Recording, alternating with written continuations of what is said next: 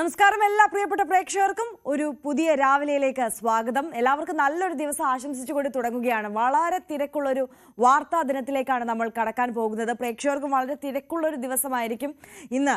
എല്ലാവർക്കും തിങ്കളാഴ്ചയാണ്, രാവിലെ ജോലിക്ക് പോകാനൊക്കെയുള്ള ആളുകൾ ഉണ്ട്. അപ്പോൾ അവർക്കൊക്കെ ജോലിക്ക് പോകാനുള്ള ഒരുക്കത്തിലൊക്കെ ആയിരിക്കും. പക്ഷേ ഇന്ന് വിദ്യാഭ്യാസ സ്ഥാപനങ്ങൾക്കെല്ലാം അവധി പ്രഖ്യാപിച്ചിട്ടുണ്ട്. അപ്പോൾ വെക്കേഷനാണ്. കൂടുതൽ സ്കൂളുകളൊന്നും വർക്ക് ചെയ്യുന്നില്ലെങ്കിൽ പോലും ട്യൂഷൻ സെൻ്ററുകൾ, മദ്രസകൾ, അതോടൊപ്പം തന്നെ സ്പെഷ്യൽ ക്ലാസ്സുകളൊക്കെ പല സ്കൂളുകളിലും നടക്കുന്നുണ്ടല്ലോ. അപ്പോൾ ഈ ഘട്ടത്തിൽ മഴ ഇങ്ങനെ കനത്ത് പെയ്യുന്ന സാഹചര്യത്തിൽ ഇത്തരത്തിൽ സ്കൂളുകൾക്കൊക്കെ, വിദ്യാഭ്യാസ സ്ഥാപനങ്ങൾക്കൊക്കെ അവധി പ്രഖ്യാപിച്ചിട്ടുള്ളൊരു സാഹചര്യം കൂടിയാണ്. അപ്പോൾ ഈ മഴ ഇങ്ങനെ കനത്ത് നിൽക്കുമ്പോൾ ഇന്നലെ നമുക്കറിയാം, മിനിഞ്ഞാന്നാണ് ഇത്തരത്തിൽ കൊച്ചിയിൽ അറബിക്കടലിൽ ഇത്തരത്തിൽ ലൈബീരിയൻ കപ്പൽ അപകടത്തിൽപ്പെട്ടത്.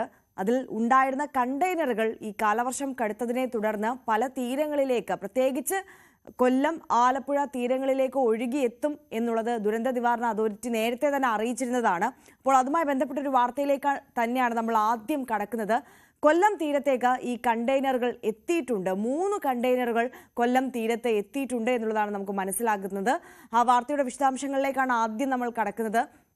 കൊച്ചി തീരത്ത് മുങ്ങിയ ചരക്ക് കപ്പലിലെ കണ്ടെയ്നറുകളിൽ 3 കൊല്ലത്തടിഞ്ഞു. 2 കണ്ടെയ്നറുകൾ ചവറ തീരത്തും 1 കരുനാഗപ്പള്ളി ചെറിയഴീക്കൽ തീരത്തുമാണ് അടിഞ്ഞത്. ഒഴിഞ്ഞ കണ്ടെയ്നറാണ് ചെറിയഴീക്കലിൽ അടിഞ്ഞത്. ആലപ്പുഴ, എറണാകുളം, തിരുവനന്തപുരം തീരത്ത് ജാഗ്രതാ നിർദ്ദേശമുണ്ട്. തോട്ടപ്പള്ളി പൊഴി മുറിക്കാൻ ആലപ്പുഴ ജില്ലാ കളക്ടർ നിർദ്ദേശം നൽകി. എസ് വിനീഷ് കൊല്ലത്ത് നിന്ന് ആദ്യം നമുക്കൊപ്പം കൂടുതൽ വിവരങ്ങളുമായി ചേരുകയാണ്. വിനീഷ്, ഈ കണ്ടെയ്നർ തീരത്തേക്ക് അടിയുമ്പോൾ വലിയ ആശങ്കയുണ്ട്. പക്ഷേ എന്നിരുന്നാൽ പോലും ഒഴിഞ്ഞ കണ്ടെയ്നർ ആണ് എന്നുള്ളത് അധികൃതർ ഈ ഘട്ടത്തിൽ സ്ഥിരീകരിക്കുന്നുണ്ട്. തീരത്ത് കൈക്കൊണ്ടിട്ടുള്ള മുന്നൊരുക്കങ്ങൾ ഏത് തരത്തിലാണ്? തീർച്ചയായും ആര്യ, കൊല്ലം കരുനാഗപ്പള്ളി ചെറിയഴീക്കൽ തീരത്തായിരുന്നു കഴിഞ്ഞ ദിവസം കണ്ടെയ്നർ അടിഞ്ഞത്. അറബിക്കടലിൽ മുങ്ങിയ ചരക്ക് കപ്പലിൽ നിന്നുള്ള കണ്ടെയ്നറാണ് തീരത്തടിഞ്ഞത്. കോസ്റ്റൽ പോലീസും കൊല്ലം കളക്ടറും റവന്യൂ അധികൃതരെല്ലാം കഴിഞ്ഞ ദിവസം രാത്രിയിൽ തന്നെ സ്ഥലത്തെത്തി പരിശോധനകൾ നടത്തിയിരുന്നു. കൊച്ചി ഭാഗത്ത് മുങ്ങിയ കപ്പൽ കണ്ടെയ്നറുകൾ ഒന്നാണ് ഇതെന്നാണ് നിഗമനം. നമുക്ക് അറിയാൻ കഴിയുന്നത് ഇങ്ങനെയാണ്. ഇനി ജോയിന്റ് കമ്മീഷണർ രാവിലെ തന്നെ സ്ഥലത്തെത്തി പരിശോധനകൾ നടത്തും. അതുപോലെ തന്നെ ഫാക്ടറി ആൻഡ് വിഭാഗവും പരിശോധനകൾ നടത്തും. ഇതിൽ ഈ കെമിക്കൽ സാന്നിധ്യം ഉണ്ടോ എന്നുള്ളതാണ് കൃത്യമായി ഇവർ പരിശോധിക്കുന്നത്. ഒരു ഭാഗം തുറന്നിരിക്കുന്നതിനാൽ ആ കണ്ടെയ്നർ കാലിയാണെന്നാണ് നമുക്ക് അറിയാൻ കഴിയുന്നത്. ഇതിൽ നിന്നും കെമിക്കൽ ചേർന്നിട്ടുണ്ടോ എന്നതടക്കമാണ് ഇനി വിശദമായി പരിശോധിക്കുക. ഈ കൊല്ലം കരുനാഗപ്പള്ളി ചെറിയഴീക്കൽ തീരത്താണ് കണ്ടെയ്നർ കഴിഞ്ഞ ദിവസം രാത്രിയിൽ അടിഞ്ഞത്. ഒരു കണ്ടെയ്നറായിരുന്നു അകത്ത് അടിഞ്ഞത്. കണ്ടെയ്നറുടെ അടുത്തു നിന്നും ഏകദേശം ഒരു 200 മീറ്റർ അകലം പാലിക്കണം എന്നുള്ള നിർദ്ദേശത്തെ തുടർന്ന് സമീപത്ത് താമസിച്ചിരുന്ന 5 കുടുംബങ്ങളെ കഴിഞ്ഞ ദിവസം രാത്രിയിൽ തന്നെ സുരക്ഷിത സ്ഥലത്തേക്ക് മാറ്റി പാർപ്പിച്ചിട്ടുണ്ടായിരുന്നു. അതുപോലെ ഈ കപ്പലിൽ നിന്ന് ഉൾക്കടലിലേക്ക് 6 മുതൽ 8 കണ്ടെയ്നറുകൾ വരെ വീണതായിട്ടാണ് വിവരം. കൊല്ലം തീരത്തേക്ക് ഒഴുകിയെത്താൻ സാധ്യതയുണ്ടെന്നുള്ള കോസ്റ്റൽ പോലീസിന് വിവരം നേരത്തെ തന്നെ ലഭിച്ചിരുന്നു. ഇതിന്റെ അടിസ്ഥാനത്തിൽ അവർ വിവിധ ഭാഗങ്ങളിലായിട്ട് പരിശോധനകളും തെരച്ചിലും നടന്നു വരികയാണ്. കഴിഞ്ഞ ദിവസം രാത്രിയിൽ കരുനാഗപ്പള്ളി ചെറിയഴീക്കൽ ഭാഗത്ത് ഒരു കണ്ടെയ്നർ അടിഞ്ഞത്. ഇന്ന് പുലർച്ചയോടുകൂടി ചവറ, ആൽത്തറമൂട് ഭാഗത്തും നീണ്ടകരയിലുമായിട്ട് വിവിധ കണ്ടെയ്നറുകൾ അടിഞ്ഞതായിട്ടാണ് വിവരമാരിയ. എന്തായാലും കൂടുതൽ വ്യക്തത വരാനുണ്ട്. അധികൃതർ അന്വേഷിച്ചു വരികയാണ് സ്ഥിതിഗതികൾ. വിനീഷ്, ഏതായാലും നേരത്തെ തന്നെ ദുരന്ത നിവാരണ അതോറിറ്റി ഇതുമായി ബന്ധപ്പെട്ട മുന്നറിയിപ്പുകൾ നൽകിയിട്ടുണ്ടായിരുന്നു. തീരത്തേക്ക് ഇത്തരത്തിൽ കണ്ടെയ്നറുകൾ അടിഞ്ഞു കഴിഞ്ഞാൽ ഏത് തരത്തിലുള്ള ജാഗ്രത തീരദേശവാസികൾ പാലിക്കണമെന്ന് പറഞ്ഞിട്ടുണ്ടായിരുന്നു. ആ മുന്നറിയിപ്പ് കൃത്യമായി അവരിലേക്ക് എത്തിയിട്ടുണ്ടായിരുന്നു എന്നത് തന്നെയാണ് നമുക്ക് ഈ സംഭവത്തെക്കുറിച്ച് കൂടുതൽ മനസ്സിലാക്കുമ്പോൾ അറിയാൻ കഴിയുന്നത്. കൃത്യമായി കണ്ടെയ്നർ കണ്ടപ്പോൾ തന്നെ അവർ അധികൃതരെ അറിയിക്കുകയും അവിടെ നിന്ന് ആ പരിസരത്ത് നിന്ന് ഒരു അല്പം മാറി നിൽക്കുകയും ഒക്കെ ചെയ്ത് വേണ്ട മുൻകരുതലുകളെല്ലാം അവർ സ്വീകരിച്ചിരുന്നു എന്നുള്ളതാണല്ലേ? തീർച്ചയായും അങ്ങനെ തന്നെയാണ്. കഴിഞ്ഞ ദിവസം രാത്രി കൂടിയാണ് കണ്ടെയ്നർ അടിഞ്ഞത്. വലിയ ശബ്ദത്തോടു കൂടി തീരത്തേക്ക് അടിയുകയായിരുന്നു എന്നാണ് പ്രദേശവാസികൾ പറഞ്ഞത്.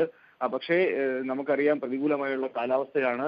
വലിയ രീതിയിൽ കടൽ പ്രക്ഷുബ്ധമായ ഒരു സാഹചര്യമാണ് ഉള്ളത്.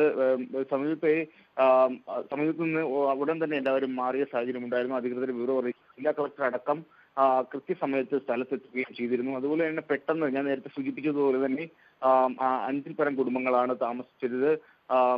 എല്ലാവരും മത്സ്യബന്ധവുമായി ബന്ധപ്പെട്ടൊക്കെ ഉപജീവന മാർഗത്തിൽ ഏർപ്പെട്ടവരാണ്. ഇവരെല്ലാം സുരക്ഷിത ഇടങ്ങളിലേക്കാണ് മാറ്റി പാർപ്പിച്ചിരിക്കുന്നത്. എന്തായാലും നേരത്തെ സൂചിപ്പിച്ചതുപോലെ തന്നെ 200 മീറ്റർ അകലം പാലിക്കണമെന്നുള്ള നിർദ്ദേശം നേരത്തെ ഉണ്ടായിരുന്നു. അതുകൊണ്ട് ജനങ്ങളെല്ലാം തന്നെ വലിയ രീതിയിൽ ബോധവാന്മാരായിരുന്നു എന്നാണ് നമുക്ക് അറിയാൻ കഴിയുന്നത്. എന്തായാലും ഇപ്പോൾ ഒരു പരിശോധന നടക്കുന്നുണ്ട്. എല്ലാവരും സുരക്ഷിത സ്ഥലങ്ങളിലേക്ക് മാറ്റിയിട്ടുണ്ട്. ആര്യ. എസ് വിനീഷാണ് വിവരങ്ങൾ നൽകിക്കൊണ്ടിരിക്കുന്നത്. വിനീഷ, ഇതിപ്പോൾ ഒരു കണ്ടെയ്നർ മാത്രമാണ് ഒഴിഞ്ഞത്, അതായത് ഈ ചെറിയഴീക്കലിൽ അടിഞ്ഞ കണ്ടെയ്നർ മാത്രമാണ് ഒഴിഞ്ഞ കണ്ടെയ്നർ എന്നാണോ സ്ഥിരീകരിക്കുന്നത്? അതോ ഈ ചവറ തീരത്തടക്കം അടിഞ്ഞിട്ടുള്ള കണ്ടെയ്നറുകളുടെ പദാർത്ഥങ്ങളെക്കുറിച്ച് എന്തെങ്കിലും വിവരങ്ങൾ അധികൃതർ പങ്കുവെക്കുന്നുണ്ടോ? പരിശോധന ഇപ്പോഴും തുടരുകയാണോ? എങ്ങനെയാണ് ലഭിക്കുന്ന വിവരങ്ങൾ? അത് കഴിഞ്ഞ ദിവസം രാത്രി ഒരു കണ്ടെയ്നർ മാത്രമായിരുന്നു അടിഞ്ഞത്. ഇന്ന് പുലർച്ചയോട് കൂടിയാണ് 3 കണ്ടെയ്നറുകൾ വിവിധ സ്ഥലങ്ങളിലായിട്ട് ഈ ചവറയും അതുപോലെ തന്നെ ആൽത്തറമൂട് നീണ്ടകര ഭാഗങ്ങളിലായിട്ട് അടിഞ്ഞതായിട്ടുള്ള വിവരം സമയവാസികൾ വിളിച്ചറിയിച്ചിരിക്കുന്നത്. അധികൃതർ ഇവിടേക്ക് എത്തുന്നതേ ഉള്ളൂ. കൂടുതൽ വ്യക്തത വരാനുണ്ട്. എത്ര കണ്ടെയ്നറുകൾ ആണ് അടിഞ്ഞത് എന്ന്. അതുപോലെ ആര്യപ്പോൾ സൂചിപ്പിച്ചതുപോലെ തന്നെ ഒരു ഭാഗം തുറന്നിട്ടുണ്ടോ, എണ്ണ ചോർച്ച ഉണ്ടായതോ അതോ കാലിയായിട്ടുള്ള കണ്ടെയ്നർ ആയിരുന്നോ എന്നുള്ളതിനെ കുറിച്ചെല്ലാം പരിശോധന നടത്തുന്നുണ്ട്. അഥവാ അത്തരത്തിലുള്ള എണ്ണ ചോർച്ച ഉണ്ടായെങ്കിൽ അതിനനുസരിച്ചുള്ള ക്രമീകരണങ്ങൾ നടത്താനും പരിശോധനകൾ നടത്താനും അധികൃതർ ബാധ്യസ്ഥരാണെന്നുള്ള എല്ലാ സജ്ജീകരണങ്ങളും ഒരുക്കിയതായിട്ടാണ് ജില്ലാ കളക്ടർ കഴിഞ്ഞ ദിവസം മാധ്യമങ്ങളോടൊക്കെ പറഞ്ഞത്. എന്തായാലും ഉടൻ തന്നെ നമുക്കിതിന്റെ ഈ ഒരു കാര്യത്തിൽ കൂടുതൽ വ്യക്തത വരും. ആര്യ.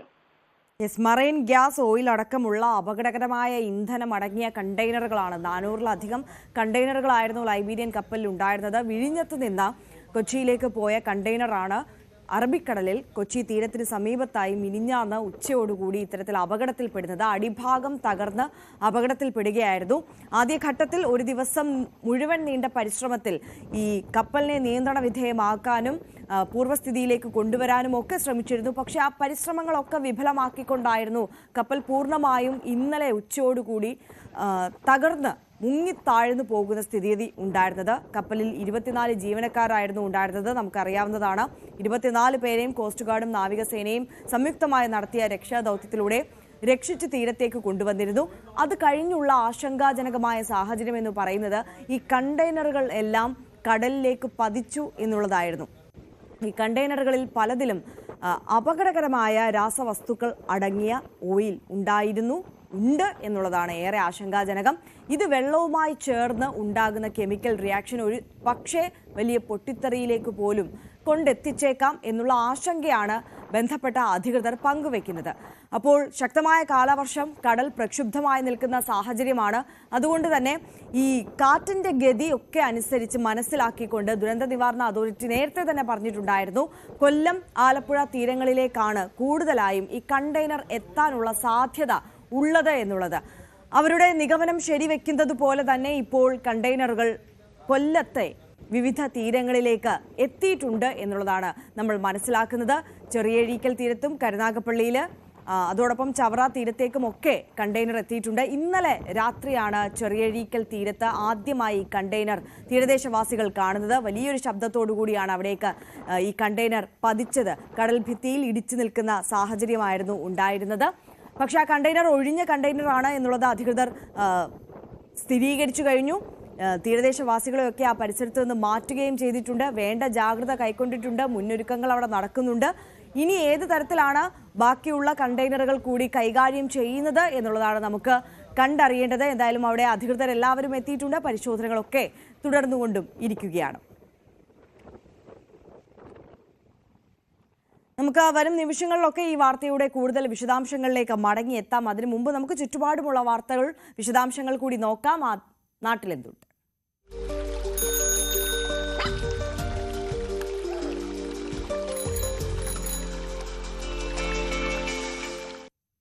ശക്തമായ മഴയിൽ ദേവികുളം താലൂക്കിലും വ്യാപക നാശനഷ്ടം. ജലനിരപ്പ് ഉയർന്നതിനെ തുടർന്ന് കല്ലാർകുട്ടി അണക്കെട്ടിന്റെ മുഴുവൻ ഷട്ടറുകളും തുറന്നു. നിർമ്മാണം നടക്കുന്ന ദേശീയപാത 85-ൽ വിവിധയിടങ്ങളിൽ പാതയോരം ഇടിഞ്ഞു. കരടിപ്പാറയ്ക്ക് സമീപം റോഡ് അപകടാവസ്ഥയിലായതിനെ തുടർന്ന് കല്ലാറിനും 2-ാം മൈലിനും ഇടയിൽ ഗതാഗത നിയന്ത്രണം ഏർപ്പെടുത്തി. മഴ മുന്നറിയിപ്പ് നിലനിൽക്കുന്ന സാഹചര്യത്തിൽ വിനോദസഞ്ചാര കേന്ദ്രങ്ങളിലും നിയന്ത്രണമുണ്ട്.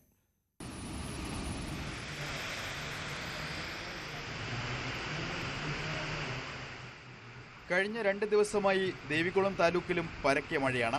ജലനിരപ്പ് ഉയർന്നതിനെ തുടർന്ന് കല്ലാർകുട്ടി അണക്കെട്ടിന്റെ മുഴുവൻ ഷട്ടറുകളും തുറന്നു.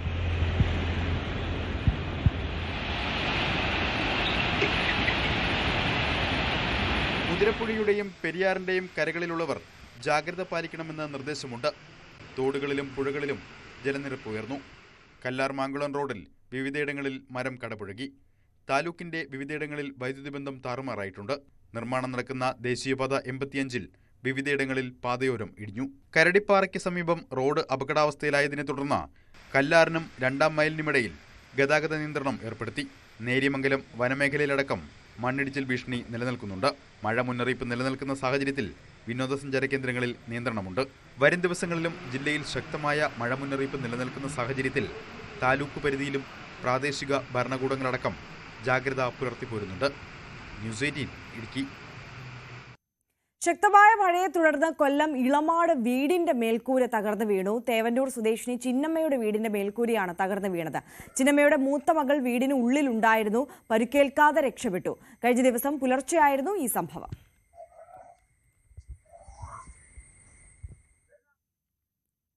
അങ്ങനെ മഴക്കെടുതി സംസ്ഥാനത്തിന്റെ വിവിധ ഭാഗങ്ങളെ ബാധിച്ചിട്ടുണ്ട്. പലയിടത്തു നിന്നും ഇത്തരത്തിൽ വീട് തകർന്നു, മരം കടപുഴകി വീണു, വൈദ്യുത ബന്ധം തകരാറിലായി, ഗതാഗതം തടസ്സപ്പെട്ടു, റോഡ് ഇടിഞ്ഞു വീണു തുടങ്ങിയ വാർത്തകളൊക്കെയും ഇങ്ങനെ വന്നുകൊണ്ടേയിരിക്കുകയാണ്. നമുക്ക് മഴ വിവരങ്ങൾ, കൂടുതൽ വിശദാംശങ്ങളൊക്കെ വരും നിമിഷങ്ങളിലൊക്കെ പരിശോധിക്കണം. മറ്റൊരു റിപ്പോർട്ടിലേക്കാണ് ഈ ഘട്ടത്തിൽ കടക്കുന്നത്.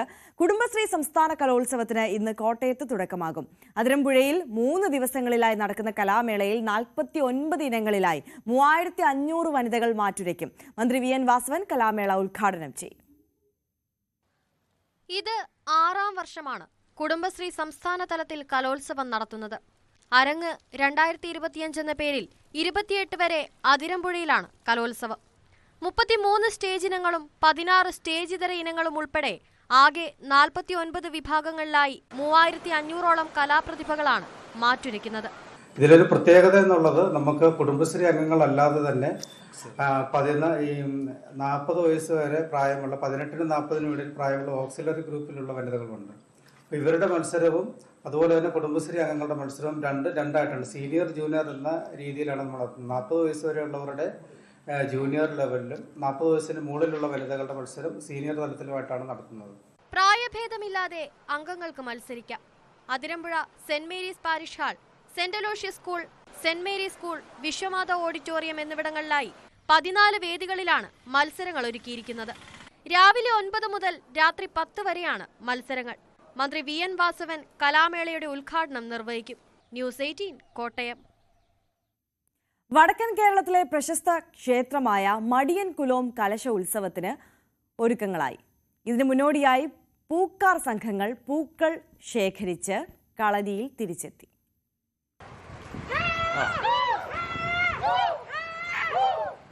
ഉത്തര കേരളത്തിലെ മഹൽ ക്ഷേത്രങ്ങളിൽ ഒന്നായ ശ്രീ മടിയൻ കുലോം ക്ഷേത്രപാലക ക്ഷേത്രം കലശോത്സവത്തിന് സജ്ജമായി.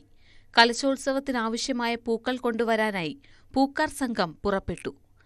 കലശങ്ങൾ അലങ്കരിക്കുന്നതിനുള്ള കവിങ്ങിൻ പൂക്കില, ചെത്തിപ്പൂ എന്നിവ ശേഖരിക്കാനാണ് പൂക്കാർ സംഘങ്ങൾ ഗ്രാമഗ്രാമാന്തരങ്ങളിൽ എത്തുന്നത്. അകത്തെ കലശവും പുറത്തെ കലശവുമാണ് നടക്കുക. കളരിയിൽ പ്രത്യേകം തയ്യാറാക്കിയ പ്രസാദമായ കഞ്ഞി കുടിച്ച ശേഷമാണ് പൂക്കർ സംഘം പുറപ്പെടുക. വ്യത്യസ്ത തറവാടുകളിലും വീടുകളിലും ചെന്ന് അനുഗ്രഹങ്ങൾ തേടുകയും പൂ ശേഖരിക്കുകയും ചെയ്ത് അത് കാട്ടുകുളങ്ങര ഭഗവതി ദേവസ്ഥാനത്തിൽ എത്തിച്ചേർന്ന് അവിടെ സംഗമിച്ച് അവിടെ നിന്നും ഒരു വിഭാഗം 2 വിഭാഗങ്ങളും മൂലക്കണ്ടത്തിൽ വെച്ച് സംഗമിച്ച് തിരിച്ച് നമ്മൾ പുറപ്പെട്ട കളരിക്കാലേക്കും വയലിലേക്കും എത്തിച്ചേരുന്ന ഒരു ചടങ്ങാണ് ഈ മടിയൻകുലോം പൂക്കാർ സംഘം പുറപ്പെടുന്ന ഒരു ചടങ്ങ്. വിവിധ സ്ഥലങ്ങളിൽ നിന്നും പൂക്കൾ ശേഖരിച്ച് കാട്ടുകുളങ്ങര കുതിരക്കാളി ദേവസ്ഥാനത്ത് എത്തിച്ചേർന്നു. മൂലകണ്ഠത്ത് സംഗമിച്ച് 2 സംഘങ്ങളായാണ് പൂക്കാർ സംഘങ്ങൾ അടോട്ട് കളരിയിൽ പൂക്കൾ എത്തിച്ചത്. ഇന്ന് പൊളിച്ചു കൊണ്ടിരുന്ന പൂക്കൊല ഇന്ന് അകത്തെ കലശത്തിന് നാളത്തേക്കും പുറത്തെ കലശത്തിന് മറ്റന്നേക്കും. നാളെ രാത്രി മാഞ്ഞാളിയമ്മക്ക് അകത്തെ കലശം, നാളെ രാത്രിക്കും ക്ഷേത്രവാലിനും നടയിൽ ഭഗവതിക്കും ഈ 3 കലശങ്ങളും 3 തീയതിനായിട്ടാണ് സമർപ്പിക്കുന്നത്. കളരിയിൽ എത്തിയ സംഘങ്ങളെ വിളക്കും തളികയുമേന്തിയാണ് സ്വീകരിച്ചത്. പൂക്കാർ സംഘങ്ങൾ ശേഖരിച്ച പൂക്കൾ 2 ദിവസങ്ങളായി നടക്കുന്ന കലശം അലങ്കരിക്കുന്നതിന് ഉപയോഗിക്കും. ന്യൂസ് 18 കാസർഗോഡ്. ഓരോ നാട്ടിലും എത്രത്തോളം വ്യത്യസ്തമായ ആചാരങ്ങളും ചടങ്ങുകളും ഒക്കെയാണല്ലേ. നമുക്ക് കൊല്ലത്തേക്ക് പോകാം. കൊല്ലം പ്രസ് ക്ലബിന്റെ ആഭിമുഖ്യത്തിൽ ഫോട്ടോ പ്രദർശനം നടക്കുകയാണ്. സ്റ്റില്ലം 2025 എന്ന പേരിലാണ് പ്രദർശനം. പബ്ലിക് ലൈബ്രറി ആർട്ട് ഗാലറിയിലാണ് പ്രദർശനം.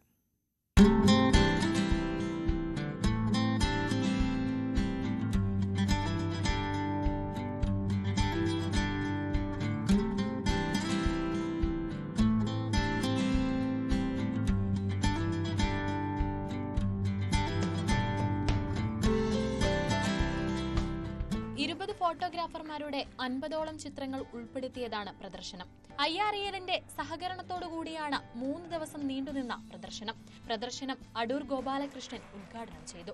കൊല്ലത്തിന്റെ സാംസ്കാരിക മേഖലയിൽ എന്ത് ചെയ്യാമെന്നുള്ള കൊല്ലത്തെ മാധ്യമപ്രവർത്തകരുടെ ആലോചനയാണ് സ്റ്റില്ലം 2025 എന്ന ഈ പദ്ധതിയിലേക്ക് എത്തുന്നത്. ഈ പദ്ധതിയോട് നമ്മുടെ സുഹൃത്തുക്കൾ കാണിച്ച താല്പര്യം തന്നെയാണ് ഇതിനെ ഒരു വിജയമാക്കി മാറ്റാൻ നമുക്ക് കഴിഞ്ഞത്. ഏതാണ്ട് 20ഓളം ഫോട്ടോഗ്രാഫർമാരെ എടുത്തിട്ടുള്ള 45ലേറെ ചിത്രങ്ങളാണ് നമ്മളിവിടെ പ്രദർശിപ്പിച്ചിട്ടുള്ളത്. ഇന്നലെ തുടങ്ങി ഇന്നും നാളെയുമായി അവസാനിക്കുന്ന ഈ പ്രദർശനം കാണാനായിട്ട് നല്ല രീതിയിൽ ബഹുജന പങ്കാളിത്തമുണ്ട്. അതുതന്നെയാണ് ഈ പ്രദർശനത്തിൻ്റെ വിജയത്തിന് നമുക്ക് ആത്മധൈര്യം തരുന്നത്. തുടർന്നും ഇങ്ങനെയുള്ള പദ്ധതികളുമായി മുന്നോട്ട് പോവുക തന്നെയാണ് കൊല്ലം പ്രസ് ക്ലബിന്റെ ആലോചന. പ്രദർശനത്തിന്റെ ഭാഗമായി സ്കൂൾ വിദ്യാർത്ഥികൾക്കായി ചിത്രരചനാ മത്സരവും സംഘടിപ്പിച്ചു. സിനിമാ സംവിധായകരായ ഷാഫി കബീർ, ദിനേഷ് പോത്തൻ എന്നിവരും പ്രദർശനം കാണാൻ എത്തിയിരുന്നു. ഫോട്ടോഗ്രാഫിയെ ഇഷ്ടപ്പെടുന്ന നിരവധി ആളുകളാണ് ഇവിടെ എത്തുന്നത്. കൊല്ലത്തിന്റെ പഴയകാലത്തെ ദൃശ്യങ്ങൾ കാണാൻ സാധിച്ചു. അതുപോലെ തന്നെ വളരെ ലേറ്റസ്റ്റ് ആയിട്ടുള്ള ആധുനികമായിട്ടുള്ള ഒരു വിഷൻ നമുക്ക് കാണാൻ സാധിക്കും. ഫോട്ടോഗ്രാഫിയുടെ വളരെ വ്യത്യസ്ത മേഖലകളുണ്ട്. നാച്ചുറൽ ലൈറ്റുകൾ ഉപയോഗിച്ചുള്ള ഫോട്ടോഗ്രാഫ്സ് കാണാൻ വളരെ ഭംഗിയുണ്ടായിരുന്നു. മിക്കവാറും കൊല്ലത്തെ മാധ്യമ സുഹൃത്തുക്കൾ ഫോട്ടോഗ്രാഫേഴ്സ് എടുത്ത ഫോട്ടോസാണ് ഇവിടെ പ്രദർശനത്തിലുള്ളത്. ഫോട്ടോഗ്രാഫിയിലെ പുതിയ പ്രവണതകൾ എന്ന വിഷയത്തിൽ senior photo editor B Jayachandran class എടുത്തു. ന്യൂസ് 18 കൊല്ലം. കൊല്ലം ചിതറയിൽ വീടിനുള്ളിൽ യുവാവ് രക്തം വാർന്ന് മരിച്ച നിലയിൽ കണ്ടെത്തിയ സംഭവം കൊലപാതകമെന്ന സംശയത്തിൽ പോലീസ്. പോസ്റ്റ്മോർട്ടത്തിൽ ആന്തരിക രക്തസ്രാവമാണ് രാജേഷിന്റെ മരണകാരണമെന്നാണ് റിപ്പോർട്ട്. മൃതദേഹത്തിൽ മർദ്ദനമേറ്റ പാടുകൾ ഉണ്ടായിരുന്നു. ചിതറ പോലീസ് കേസ് രജിസ്റ്റർ ചെയ്ത് അന്വേഷണം ആരംഭിച്ചു. 1 മാസം മുൻപ് പാരിപ്പള്ളി മെഡിക്കൽ കോളേജിൽ ചികിത്സയിലായിരുന്ന സുഹൃത്ത് ഷെജിലാലിനോടൊപ്പം ആശുപത്രിയിൽ സഹായത്തിനായി നിന്നത് രാജേഷായിരുന്നു. ഇവരോടൊപ്പം അടുത്ത കട്ടിലുണ്ടായിരുന്ന രോഗിയും ഇയാളുടെ ഭാര്യയുമായി രാജേഷ് പരിചയത്തിലായി.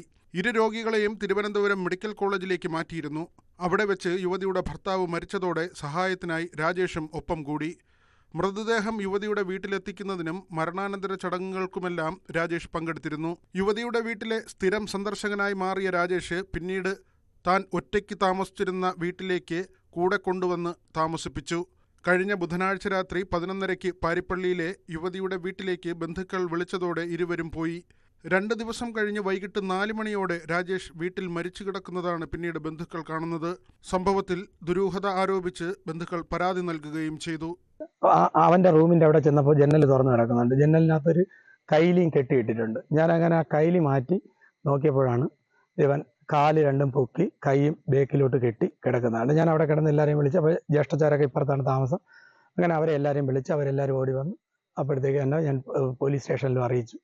അവരും ഒരു അരമണിക്കൂറിനുള്ളിൽ തന്നെ പോലീസ് SIയും CAയും എല്ലാവരും എത്തി. അങ്ങനെയാണ് ഇത് നടന്നത്. പോസ്റ്റ്മോർട്ടത്തിൽ ആന്തരിക രക്തസ്രാവമാണ് മരണകാരണമെന്നാണ് വിവരം. അസ്വാഭാവിക മരണത്തിന് കേസെടുത്ത ചിതറ പോലീസ് അന്വേഷണം ആരംഭിച്ചു. ന്യൂസ് 18 കൊട്ടാരക്കര. നാഗർകോവിലിൽ തയ്യൽ കടക്കാരനെ കുത്തിക്കൊലപ്പെടുത്തിയ പ്രതിയെ വടശ്ശേരി പോലീസ് പിടികൂടി. തൂത്തുക്കുടി സേതുങ്കന്നല്ലൂരിനടുത്തുള്ള കോവിൽപോട്ട് സ്വദേശി ചന്ദ്രമണിയാണ് പോലീസ് പിടികൂടിയത്. നാഗർകോവിലിനടുത്തുള്ള അണ്ണാനഗർ സ്വദേശി സെൽവമാണ് കൊല്ലപ്പെട്ടത്. നാഗർകോവിൽ വനിതാ ക്രിസ്ത്യൻ കോളേജ് റോഡിൽ തയ്യൽക്കട നടത്തുകയായിരുന്നു സെൽവം. സമീപത്തെ ഹോട്ടലിലെ ജീവനക്കാരനാണ് ചന്ദ്രമണി. കഴിഞ്ഞ ദിവസം വൈകുന്നേരം 4 മണിയോടെ ചന്ദ്രമണി പാൻസ് തുന്നുവാൻ സെൽവത്തിന്റെ കടയിലെത്തിയിരുന്നു. തുണി സെൽവത്തിനെ ഏൽപ്പിച്ച് ചന്ദ്രമണി മടങ്ങി. വൈകിട്ട് 7 മണിയോടെ കടയിൽ തിരികെ എത്തിയ ചന്ദ്രമണിക്ക് സെൽവം വസ്ത്രം നൽകുകയും ചെയ്തു. എന്നാൽ തുന്നിയത് ശരിയായില്ലെന്ന് ചന്ദ്രമണി പറഞ്ഞു. ഇതേ തുടർന്ന് ഇരുവരും തമ്മിലുണ്ടായ തർക്കം കയ്യാങ്കളിയിലേക്ക് കടന്നു. അടിപിടിക്കിടെ ചന്ദ്രമണി കടയിലുണ്ടായിരുന്ന കത്രികയെടുത്ത് സെൽവത്തിന്റെ ചെവിക്ക് സമീപം ആഞ്ഞുകുത്തി. നാട്ടുകാർ ഓടിക്കൂടിയതോടെ ചന്ദ്രമണി കടന്നുകളയുകയും ചെയ്തു. രക്തം വാർന്ന് സംഭവ സ്ഥലത്ത് തന്നെ സെൽവം കൊല്ലപ്പെട്ടു. തുടർന്ന് വടശ്ശേരി പോലീസ് രൂപീകരിച്ച പ്രത്യേക അന്വേഷണ സംഘമാണ് ചന്ദ്രമണിയെ ചെന്നൈയിലെ ഹോട്ടലിൽ നിന്ന് പിടികൂടിയത്. പ്രതിയെ കോടതിയിൽ ഹാജരാക്കി റിമാൻഡ് ചെയ്തു. ന്യൂസ് 18 കന്യാകുമാരി. അൾത്താരകളും ക്രിസ്ത്യൻ സ്ഥാപനങ്ങളും കേന്ദ്രീകരിച്ച് മോഷണം നടത്തുന്ന കുപ്രസിദ്ധ മോഷ്ടാവ് പിടിയിൽ. തമിഴ്നാട് സ്വദേശി ഡാനിയലിനെ തിരുവനന്തപുരം കഠിനംകുളം പോലീസാണ് എറണാകുളത്ത് നിന്ന് പിടികൂടിയത്. കേരളത്തിലും തമിഴ്നാട്ടിലും മാറി മാറി മോഷണം നടത്തുന്നതാണ് പ്രതിയുടെ രീതിയെന്ന് പോലീസ് പറഞ്ഞു.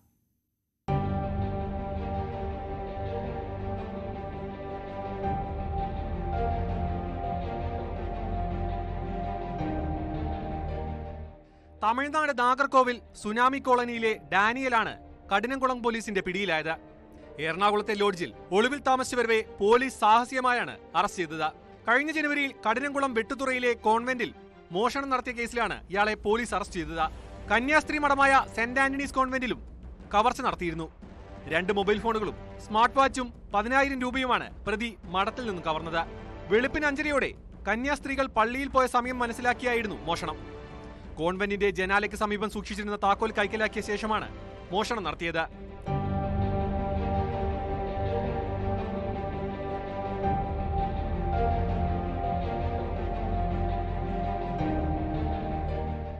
ചെന്നൈയിലും കേരളത്തിലെ വിവിധ ജില്ലകളിലും ക്രിസ്തീയ സ്ഥാപനങ്ങൾ കേന്ദ്രീകരിച്ച് മോഷണം നടത്തുകയാണ് പ്രതിയുടെ രീതി. കേരളത്തിലെ വിവിധ ജില്ലകളിൽ പ്രതിക്കെതിരെ 10ഓളം മോഷണ കേസുകളുണ്ടെന്നാണ് പോലീസിന്റെ പ്രാഥമിക അന്വേഷണത്തിൽ കണ്ടെത്തിയത്. എറണാകുളം ജില്ലയിലെ വിവിധ സ്റ്റേഷനുകളിലായി 6ഉം തിരുവനന്തപുരം ജില്ലയിൽ കഠിനംകുളത്തും മറ്റുമായി 4ഓളം കേസുകളുമാണ് ഉള്ളത്. ചെന്നൈയിൽ 2 കേസുകളുണ്ടെന്നും പോലീസ് കണ്ടെത്തിയിട്ടുണ്ട്.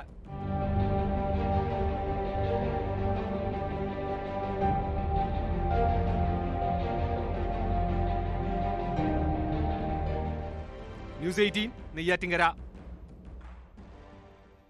മലയോര മുന്നേറ്റ ജാഥയ്ക്ക് ഇടുക്കിയിൽ സ്വീകരണം നൽകുമെന്ന് കേരള കർഷക സംഘം ജില്ലാ പ്രസിഡന്റ് റോമിയോ സെബാസ്റ്റ്യൻ അറിയിച്ചു. EP ജയരാജൻ നയിക്കുന്ന ജാഥ ഇന്നും നാളെയും അടിമാലി, പൂപ്പാറ, കുമിളി എന്നിവിടങ്ങളിൽ പര്യടനം നടത്തും.